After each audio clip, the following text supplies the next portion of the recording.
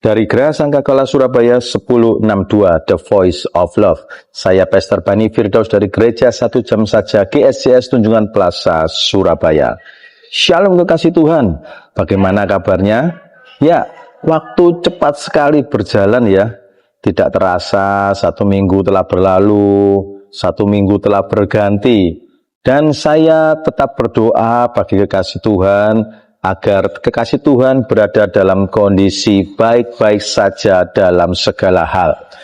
Nah, kekasih Tuhan, tahun 2013 dunia diguncang oleh pengakuan dari seorang mantan kontraktor Badan Keamanan Nasional NSA Amerika Serikat bernama Edward Snowden. Ia membocorkan ribuan dokumen rahasia yang mengungkap bahwa pemerintah Amerika Serikat secara diam-diam memata-matai warga negaranya sendiri, termasuk komunikasi pribadi melalui internet dan telepon. Langkah Snowden dianggap berani, bahkan nekat. Banyak yang menyebutnya sebagai pengkhianat, namun tidak sedikit pula yang menganggapnya sebagai pahlawan transparansi. Snowden memilih jalur yang tidak populer. Ia membayar harga yang mahal, kehilangan kewarganegaraan, dikejar pemerintah, hidup dalam pengasingan di Rusia, dan terputus dari kehidupan normal. Namun kekasih Tuhan, keberaniannya membuka diskusi global tentang etika, kebebasan, dan batas kekuasaan. Kisahnya mencerminkan satu kebenaran. Terkadang menjadi benar berarti menjadi tidak disukai. Dan hari ini kita akan refleksi dari kebenaran firman Tuhan tentang dipanggil untuk tidak populer. Ya, dipanggil untuk tidak populer. Kita akan refleksi dari kitab Yeremia, seorang nabi yang dipanggil Tuhan untuk menyuarakan kebenaran di tengah bangsa yang keras kepala. Yeremia menjadi simbol pemimpin sejati yang memilih integritas di atas popularitas. Tidak seperti apa yang terjadi di dunia saat ini. Semuanya tentang popularitas ya. Semuanya tentang popularitas. Ada 3 poin yang diajarkan Yeremia. Yang pertama, berani berdiri di tengah arus yang salah. Yeremia 1 ayat 8-10 serta 18. Ayat yang ke-8, janganlah takut kepada mereka, sebab aku menyertai engkau untuk melepaskan engkau. Demikianlah firman Tuhan. Ayat yang ke-9, lalu Tuhan mengulurkan tangannya dan menjamah mulutku. Tuhan berfirman kepadaku, sesungguhnya aku menaruh perkataan-perkataanku ke dalam mulutmu. Ayat yang ke-10, ketahuilah, pada hari ini aku mengangkat engkau atas bangsa-bangsa dan atas kerajaan-kerajaan untuk mencabut dan merobohkan, untuk membinasakan dan meruntuhkan, untuk membangun dan menanam. Ayat yang ke-18, mengenai aku, sesungguhnya pada hari ini aku membuat engkau menjadi kota yang berkubu, menjadi tiang besi dan menjadi tembok tembaga melawan seluruh negeri ini, menentang raja-raja Yehuda dan pemuka-pemukanya, menentang para imamnya dan rakyat negeri ini. Kekasih Tuhan, Yeremia diangkat menjadi nabi ketika Israel hidup dalam kemerosotan moral dan penyembahan berhala. Yeremia harus berbicara kepada raja, imam, dan rakyat yang tidak mau mendengar. Ia masih muda, tidak memiliki kekuasaan politik atau dukungan sosial. Namun, kasih Tuhan ya, Tuhan memilih dia untuk menyampaikan pesan yang pedih, yaitu penghukuman akan datang bila mereka tidak bertobat. Kasih Tuhan, Yeremia tidak ada panggung, tidak ada tepuk tangan ya, tidak ada popularitas untuk Yeremia. Yeremia hanya mengandalkan kesetiaan kepada suara Tuhan. Bagaimana dengan Yesus? Yesus kekasih Tuhan, Yesus juga tidak sungkan-sungkan ketika Yesus marah di bait Allah, karena bait Allah untuk dagang. Yesus berani berdiri di tengah arus yang salah untuk mengembalikan ke jalan yang benar. Bagaimana dengan kita? Seringkali kita ke gereja hanya untuk transaksi dengan rekan bisnis. Kita hanya menjalankan rutinitas saja. Apakah kita sebagai orang-orang yang percaya Kristus berani menegakkan kebenaran? Berani untuk meluruskan pemikiran-pemikiran iman yang salah kepada Tuhan? Kekasih Tuhan, berani berdiri di tengah arus yang salah merupakan bentuk integritas yang sangat perlu kita miliki. Integritas adalah fondasi dari kepercayaan. Sekali kita mengorbankan kebenaran demi penerimaan, kita kehilangan pijakan moral dan kepercayaan jangka panjang. Sebagai seorang Kristen yang sejati, harus berani berkata tidak pada sistem yang salah, walaupun kita sendirian. Bagaimana dengan dunia bisnis, dunia kehidupan saat ini? Di tengah dunia yang selalu menyanjung pencitraan, media sosial membentuk persepsi tentang kesuksesan. Banyak orang, baik di keluarga, baik di bisnis maupun karir, tergodai untuk menyenangkan orang demi likes. Tidak berani untuk menyuarakan kebenaran. Ya, yang disuarakan hanyalah kebenaran atau fakta-fakta yang menyenangkan saja. Sedangkan fakta yang menegur, pengajaran-pengajaran yang keras, mereka tidak berani mengutarakan karena takut untuk ditinggalkan. Tapi kekasih Tuhan, firman Tuhan selalu menekankan kepada kita bahwa suara kebenaran itu harus selalu didengung-dengungkan. Dalam kehidupan bisnis, bagi bisnismen yang menolak manipulasi data demi laporan keuangan yang cantik, bisa saja tidak disukai oleh atasannya, oleh rekan bisnisnya, ya. Tetapi ia menyelamatkan reputasi dan masa depannya sendiri, bahkan masa depan bisnis yang dia kelola. Demikian juga jika kekasih Tuhan adalah seorang yang meniti karir, seorang profesional yang benar-benar mau menolak main belakang dalam promosi jabatan, ya, mungkin tertinggal karena kekasih Tuhan jujur, tidak masalah. Tapi ketika kekasih Tuhan mulai meninggalkan kebenaran, itu akan menjadi sebuah malapetaka di ujung jalan sana. Kalau kekasih Tuhan tetap mau menyuarakan kebenaran, mau berdiri di tengah arus yang salah, mempertahankan harga diri, maka akan dihargai dalam jangka panjang. Di dalam keluarga pun juga seperti itu, kekasih Tuhan.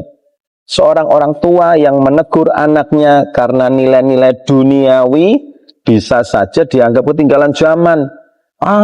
Mama itu papa itu kuno.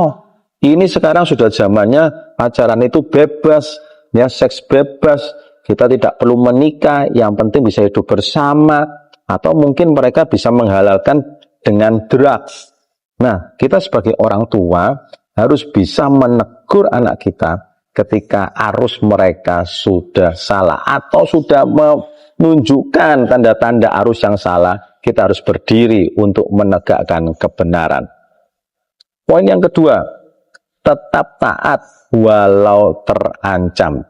Yeremia 9 ayat yang pertama. Sekiranya kepalaku penuh dengan air dan mataku menjadi sumber air mata, maka aku akan menangis siang dan malam karena terbunuhnya putri umatku. Yeremia 20 ayat yang ke-11. Tetapi Tuhan menyertai aku seperti pahlawan yang gagah. Sebab itu orang-orang yang mengejar aku akan tersandung jatuh dan mereka tidak dapat berbuat apa-apa. Mereka akan menjadi malu sekali sebab mereka tidak berhasil. Suatu noda yang selama-lamanya tidak terlupakan. Kasih Tuhan, Yeremia dikenal sebagai nabi yang menangis. Ia menyaksikan kehancuran bangsanya, ia patah hati, tapi ia tidak pernah berhenti. Ia tetap menyampaikan pesan Tuhan. Ia menangis karena sekelilingnya banyak ancaman, tapi Yeremia tetap taat. Yeremia berkali-kali ditangkap, dipenjara, dimasukkan ke sumur lumpur, bahkan diancam dibunuh. Yeremia, walau ancaman ada di mana-mana, Yeremia tetap taat. Ia tidak hidup untuk sorakan, tapi untuk Tuhan. Kesetiaannya menjadi warisan iman yang bertahan lebih dari 2000 tahun. Yesus Kristus juga seperti itu. Yesus Kristus juga menangis. Yesus menangis saat Lazarus mati. Di sekeliling Yesus menyalahkan Yesus karena apa? Karena terlambat datang. Ngapain engkau datang, Guru? Seandainya engkau datang lebih awal, dia tidak akan mati. Tapi lihat, Yesus tetap taat. Dan memang Yesus punya cara tersendiri. Mungkin terlihat terlambat agar mujizatnya terjadi. Ia menunjukkan bahwa kesedihan bukan tanda kelemahan, melainkan kasih. Yesus juga pernah terancam. Lihat ya, kita baca di Markus 12 ayat yang ke-13 sampai 15. Lalu kata Yesus kepada orang itu, ulurkanlah tanganmu. Dan ia mengulurkannya. Maka pulihlah tangannya itu dan menjadi sehat seperti tangannya yang lain. 14. Lalu keluarlah orang-orang Farisi itu dan bersekongkol untuk membunuh dia. Tapi Yesus mengetahui maksud mereka lalu menyingkir dari sana. Kasih Tuhan, lihat. Yesus menghindar bukan takut dan berhenti mengabarkan Injil. Yesus tetap mengabarkan Injil di tempat lain. Yesus itu bukan penjahat. Yesus tidak melakukan sesuatu yang salah. Dia menolong menyembuhkan orang. Tetapi orang mengancam dia hendak membunuh dia. Lihat, dikasih Tuhan ya. Yesus tetap mengabarkan Injil walau harus berpindah tempat. Yesus di Taman Getsemani juga sedih, ketakutan akan menerima penderitaan salib. Di Getsemani sampai bercucuran darah, ya, keringatnya seperti darah, keringat darah. Namun ia tetap berjalan menuju salib demi misi penebusan untuk manusia, untuk kekasih Tuhan dan saya. Dan kekasih Tuhan, ketika kita mengalami kesedihan, terluka karena kebenaran firman Tuhan, Tuhan itu peduli. Asalkan memang lo ya, luka itu karena kita menegakkan kebenaran. Kalau lukanya karena kita cari-cari sendiri, ya sudahlah, itu harus ditanggung memang oleh kehidupan kita karena kesalahan kita sendiri. Kasih Tuhan, dalam luka, dalam kebenaran, Tuhan itu mau membentuk empati dan karakter kita. Banyak orang berhenti menyuarakan kebenaran karena kecewa. Tetapi iman Kristen yang sejati tetap belajar walau menangis, tetap melangkah walau terancam. Orang-orang seperti ini adalah orang-orang yang benar-benar taat. Hasil tidak selalu datang cepat, tetapi Tuhan melihat yang tersembunyi dan memberi upah pada waktunya. Di dalam kehidupan bisnis, seorang bisnismen bisa patah hati ketika produknya gagal di pasar. Tapi jika ia belajar terus bangkit, melupakan yang lama, belajar lebih baru lagi, mencoba lagi, itulah awal dari terobosan yang besar. Dalam berkarir, seorang yang meniti karir mungkin terlewatkan masa-masa promosi meski telah bekerja keras.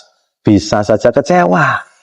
Tidak pernah dapat promosi lagi ya, walaupun sudah berprestasi. Sangat bisa mengecewakan. Tapi jika ia tetap profesional dan terus mengembangkan diri, jalannya akan dibukakan lebih besar oleh Tuhan kita, Yesus Kristus. Bagaimana dengan keluarga? Seorang pasangan yang mungkin terluka oleh pasangannya, ya, menghadapi pernikahan yang retak, bisa saja merasa hancur. Tapi saat ia tetap berdoa, tetap berjuang, dan membangun kembali komunikasi, maka pemulihan pasti terjadi. Poin yang terakhir, poin yang ketiga, menyuarakan harapan di tengah kehancuran. Yeremia 29 ayat 8-11. Sungguh, beginilah firman Tuhan semesta alam, Allah Israel. Janganlah kamu diperdayakan oleh nabi-nabimu yang ada di tengah-tengahmu dan oleh juru-juru tenungmu, dan janganlah kamu dengarkan mimpi-mimpi yang mereka mimpikan, sebab mereka bernubuat palsu kepadamu demi namaku. Aku tidak mengutus mereka. Demikianlah firman Tuhan. Ayat yang ke-10, sebab beginilah firman Tuhan, apabila telah genap 70 tahun bagi Babel, barulah aku memperhatikan kamu. Aku akan menepati janjiku itu kepadamu dengan mengembalikan kamu ke tempat ini. Ayat yang ke-11, sebab aku ini mengetahui rancangan-rancangan apa yang ada padaku mengenai kamu. Demikianlah firman Tuhan, yaitu rancangan damai sejahtera dan bukan rancangan kecelakaan, untuk memberikan kepadamu hari depan yang penuh harapan. Kekasih Tuhan, Yeremia menyampaikan surat kepada bangsa yang sudah dibuang ke Babel. Di tengah kesakitan dan keputusasaan mereka, Tuhan berbicara melalui Yeremia bahwa masa depan masih ada. Janji pemulihan itu bukan ilusi, melainkan kebenaran Tuhan di balik penderitaan. Dan disinilah peran kita juga, kasih Tuhan ya, selalu menyuarakan harapan di tengah kehancuran. Yeremia mengajarkan kepada kita untuk terus bertahan di dalam iman. Dalam setiap kegagalan ada jalan pulang. Tuhan bukan hanya menghukum, tetapi membangun kembali. Yesus pun mengajarkan hal yang serupa. Yesus mengajar selama 3,5 tahun, tapi hanya sedikit yang benar-benar mengerti saat itu. Tetapi Yesus tetap mengutus muridnya, pergi ke seluruh bangsa, ya kan? Jadikanlah seluruh bangsa muridku. Wah, walaupun banyak yang menentang, tetapi Yesus tetap mengajarkan kepada muridnya untuk pergi mengabarkan Injil. Dan lihat, benih yang ditabur telah mengubah dunia sampai hari ini. Yesus datang ke dunia yang hancur bukan untuk menghakimi, tetapi membawa pengharapan. Salib adalah simbol penderitaan, tetapi juga kemenangan. Kristus mengubah kubur menjadi awal kebangkitan. Dan kita, kasih Tuhan, dunia tidak butuh lebih banyak kritik. Dunia butuh pengharapan yang otentik. Dunia butuh pribadi yang membawa harapan, yang terus menyalakan kembali iman orang lain untuk bangkit dan membangun kehidupan, serta menjangkau lebih banyak jiwa untuk kemuliaan nama Tuhan. Kasih Tuhan, kita bukan dipanggil untuk hasil instan, tapi untuk kesetiaan. Tuhan yang memberi pertumbuhan. Jika kita hanya bekerja saat dihargai atau diakui, maka kita bekerja untuk manusia, bukan untuk Tuhan. Di dunia yang penuh dengan tekanan mental, krisis ekonomi, dan ketidakpastian, banyak orang kehilangan harapan. Tapi kasih Tuhan perlu kita ingat selalu, dalam bisnis, kegagalan bisa saja lumpuh. Tapi bagi orang yang membangun budaya jujur, mungkin tidak langsung melihat hasil, namun dalam jangka panjang akan menciptakan loyalitas dan reputasi. Bagi kasih Tuhan yang meniti karir, PHK bisa membuat seseorang kehilangan arah. Namun mereka yang selalu berperilaku profesional, yang dengan konsisten menjalankan tugasnya dengan baik, meski selalu tidak dilihat, akan selalu mendapatkan harapan atau terobosan yang baru. Tuhan Yesus tidak tinggal diam. Yesus tidak tidur. Yesus pasti bela. Demikian juga di keluarga kasih Tuhan. Kalau ada konflik yang bisa menghancurkan rasa percaya, tapi ketika kita mau menanamkan terus benih pengharapan, baik di anak, baik itu di keluarga kita, di suami, di istri, maka suatu saat benih harapan itu muncul menjadi pohon yang penuh pengharapan. Anak-anak yang ditanami benih pengharapan, hidupnya akan tidak mudah putus asa, tidak mudah bunuh diri, karena mereka sudah menjadi pohon yang penuh dengan pengharapan. Kasih Tuhan, Yeremia adalah gambaran seorang pribadi yang tidak populer, namun setia. Dalam zaman yang lebih sibuk membangun citra dibandingkan karakter, Tuhan memanggil kita untuk menjadi suara kebenaran. menanam dalam diam, dan menyuarakan harapan. Iman yang sejati adalah mereka yang setia saat tidak dilihat, benar saat tidak didukung, dan penuh harapan saat dunia runtuh. Kita hidup di zaman yang mengejar popularitas, pencitraan, dan pengakuan instan. Namun kekasih Tuhan harus selalu diingat bahwa panggilan Tuhan seringkali berlawanan untuk berdiri teguh, menangis namun tetap melangkah, dan menabur mesti tak langsung menuai. Yeremia melakukannya, Yesus meneladankannya, kini giliran kita. Hari ini kekasih Tuhan, firman Tuhan mengingatkan kita bahwa kita dipanggil untuk tidak populer. Kita perlu berdiri di tengah arus yang salah, tetap taat walau terancam, dan tetap menyuarakan harapan di tengah kehancuran. Amin.